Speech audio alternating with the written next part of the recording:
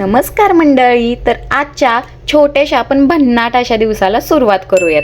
आजच्या दिवसाची सुरुवात झाली सुंदर अशा या जास्वंदीच्या फुलापासून.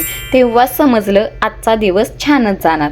त्यानंतर इथं सुरू होती नाश्त्याची गडबड.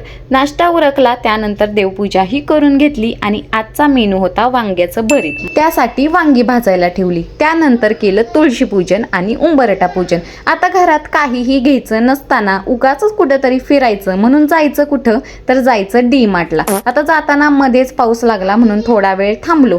गेल्या गेल्या काम असतं या दोघींना ट्रॉलीमध्ये बसवायचं आणि मग उगाचच इकडं तिकडं फिरायचं. आता घ्यायचं तर काही नाही, पण सगळ्या वस्तू हाताळायची घाण सवय माझ्या या नवऱ्याला आणि बाप तशा लेकी. दोघींना पण एक एक वस्तू दिल्या की जाईपर्यंत दोघी पण शांत.